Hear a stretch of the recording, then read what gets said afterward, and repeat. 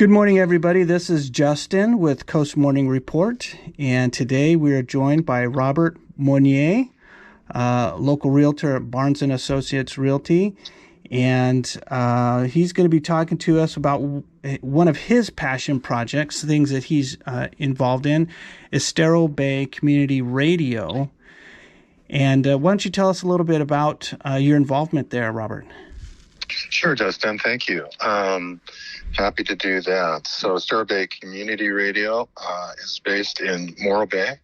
We broadcast out of the Chamber of Commerce building that's adjacent to the library in Morro Bay. So we have two signals. One is 97.3, and that's Morro Bay, KEBF, broadcasting from a transmitter in Morro Bay. And our coverage is fairly slim. It basically comes up to about Harmony to the north on the coast, and then down to the sort of northern fringes of San Luis Obispo, city of San Luis Obispo, including Los Osos, Cayucas, Morro Bay. We also have another transmitter over in Paso Robles, and that's KZSR 107.9. And that provides coverage basically on that 101 corridor from, say, Santa Margarita to San Miguel. And then we also stream 24/7, esterobayradio.org. One word there. Now, this is all volunteer effort. It's a nonprofit. All volunteer. Nobody gets paid a penny. It's absolutely nonprofit. We don't sell advertisements or advertisements for profit type folks. We do accept underwriting for shows from people or organizations, businesses. But one of our primary missions, if not the primary mission, is to provide community information to the community with a strong emphasis on nonprofits. So, for example, we provide 2 times an hour PSAs, public service announcements, that we gather the information from different groups. It could be our local library system. It could be about farmers markets. It could be about some of the good works that people are doing, food banks, things like that. We're right there, and that's a big part of what we do, as well as we work with local, state, and federal agencies to provide broadcasting services in emergencies. Yeah. So we're pretty partnered up, on that end. We do the emergency broadcasting messages. Anything coming up, we'll play, part of our PSAs, we'll play things coming from FEMA regarding disasters, wildfires, things like that, what you can do, what you shouldn't do. Of course, things having to do with COVID. So this is a big part of what we do. And then the other aspect is entertainment. Mm-hmm. And that's where our volunteer DJs come in. And we've got about 35, 40 at this point. Wow. Yeah, it's a lot of folks, and everybody's got something to offer, I imagine it's a variety of personalities and tastes. And what is it? What is it about radio? I mean, what is the attraction there? What draws people in to want to, be a radio DJ? Oh, you mean on that end? You mean apart from ego problems? Yeah. There's just a love of the medium, I think, is really what it is. It does get you. It does get into your blood. I was part of a pretty legendary station based in Cambria in the 90s. I believe it started in the mid 80s, and that was KOTR. And I was there for about 6 years, doing a weekly show. And it's just something it's a good feeling because you feel like you're part of the community. The community is listening, and with the amount of DJs we have, and also at KOTR as well, because that was primarily volunteer DJs, we reflect the community in terms of musical taste, predilections, for good or bad. Yeah. And that it does kind of once you do it for a few years, you kind of get into the kind of thing, and like I say, nobody gets paid a penny at our station. It's all just really a labor of love and a labor of community. Yeah, It's, there's a lot of people that they don't even like the sound of their own voice. So, it's an odd sensation sometimes, but, I know that people love being able to, present, to a large audience. So that's it's interesting and that's fun. And it's nice to see that, there's a lot of people that are interested in volunteering to do something like that. It takes a certain amount of courage. I personally don't like listening to myself. What I do like is, I like the music I play. Let's say that. Yeah. And so I think I started doing radio at K-Outer primarily because it gave me the opportunity to play things on air that my wife wouldn't let me play at home. So it's kind of like, inquiring minds want to know what is this music? Well, it's kind of self-defense. I have pretty eclectic tastes. I don't stay in genres for very long. So I tend to move around through different mediums, including spoken word, things like that. Yeah. That's interesting because, as I go back into my teen years when I was listening to a lot of radio in the car, and friends would, they would jump around from station to station. So if you could stay on one station and hear a wide variety, that, there's some appeal there. Yeah. One of the things we say is that, well, if you don't like what you hear now, just tune back in 15 minutes. You're going to find something you like. Yeah. And as I say, the volunteer air talent, they bring their passion. So a very wide variety of music, blues, reggae, soul. Mm-hmm. Some people strictly kind of do interviews with local people, local musicians. Yeah. We got a folk rock, Celtic kind of thing going, jazz, all kinds of stuff. Wow. Something for everybody is what it sounds like. Yeah, it really is. And it's a pretty amazing scenario. I've been there since October of 2014. I think it'd been going for maybe 2 years prior too. So okay. It's unusual for community radio stations, nonprofits like this, to actually survive. Yeah. And particularly with COVID, with the impact it's had on our fundraising, we're still here. We're hanging in there and, moving forward.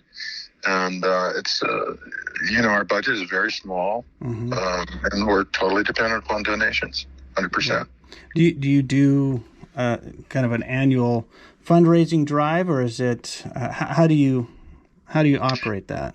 We have, up until 2020, due to the COVID thing, we had been doing an annual fundraiser event, and that was a free concert, including silent auction, wine and beer, food at the Moore Bay Vets Hall.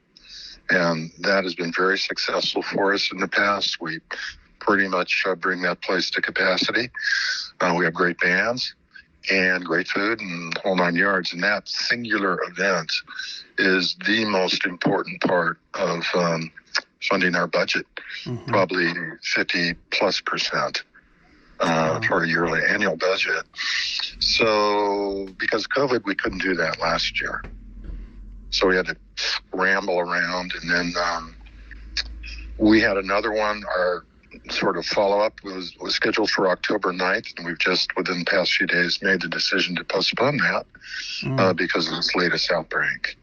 So particularly ours being an indoor event, just not going to happen. Yeah. So we're constantly, trying to be as nimble as possible, and respond and also be proactive, in this pretty uncertain environment. So if somebody's listening right now and decides to support, where would you direct them to get more information or contact? I direct them to our website. That's esterobayradio.org. CentralCoastRadio.org will also get you there. And that'll take you right to everything there is to know about the station, who we are, what the playlists are, who's doing what. And then we also have that magic PayPal button, which allows loyal listeners and interested people to make a tax-free deduction Our donation, which is tax deductible, very safe, very easy to do. So, and then from time to time we do focus on fundraisers on air, just encouraging people to, help support us. So we're looking at maybe doing a drive-through situation, barbecue kind of thing for October. These are sort of some of the things that we're, these would be our plan Bs that we're looking at, since we're not going to have our sort of big shindig. Yeah. Well, and I know that you have an interview coming up this week that you're looking forward to. What do you want to tell us about that without giving too much away, maybe? Well, I think it's a good example of what we do. We provide airspace. We've had Morro Bay City councilmen who are regulars. They have their own shows, things like that. Anybody that has anything to do with the community in a positive manner is really welcome, at our station. So what's happening this Tuesday at 7:30 on my show is I've got 5th District Supervisor Bruce Gibson coming in, as well as a real good friend of mine, somebody a lot of people in Cambria know, and the coastal communities, and that's Bobby DeLancelotti. And Bobby is the founder and really the driving force behind another great nonprofit called the Estero Bay Kindness Coalition. And I don't know if you know much about him, or that organization, but they fill in on the weekends. They fill in the food needs for children that are in the food lunch program. So for a lot of these kids, that singular meal during the course of the day is really, really important. But then what happens on the weekends? So that's what Bobby does, and I think it's going to be really interesting for people to hear about what they're doing and how they're doing it. And then Mr. Gibson, Supervisor Gibson, is going to be talking, I think, a bit about what the county does to assist, all the really worthy nonprofits in our county. And there's a lot. There really are a lot. So that's what's happening. And that's 7:30 a.m., p.m.? PM, thank you. Yes, definitely. Tuesday, this coming Tuesday, 7:30, probably for about an hour. Okay. We'll just see how it goes. Very good. Well, I look forward to hearing more about that too. So I'll encourage everybody to tune in. Anything else you want us to know before we go? I would like people to know a little bit more about our station. As I mentioned, our signal is not the strongest, particularly on the coast. And so important for folks to know about that website. There's also an app. You can go to the App Store and download an app, real safe, real easy. That way you can hear the station wherever you are. I was just north of San Francisco a couple of weeks ago for a couple of days off, and it was kind of great, listening to the station up there. And it's what can I say? It's a great station. We have, I'm definitely a music freak, and we have some of the best programs you're going to find. Very good. Well, in my humble opinion. And you can listen worldwide. Worldwide. We have listeners all over the world. It's really interesting. Wow. We're kind of big in Germany and I think Norway. Well, that's fun. It is fun. It's super fun. Wouldn't do it if it wasn't fun. Yeah, absolutely. Well, Robert, it's been a pleasure talking to you and learning more about the radio station, and I look forward to tuning in more often and picking up some of those shows and hearing the different personalities that are on air and their tastes and discovering more about what's going on. Well, you've said it well, and there is a lot to discover, and there's a lot of talent just down there doing their thing because that's really their passion, and I think that's a great thing. Very good. Well, thank you again. I appreciate it. You're welcome. Thank you, Justin.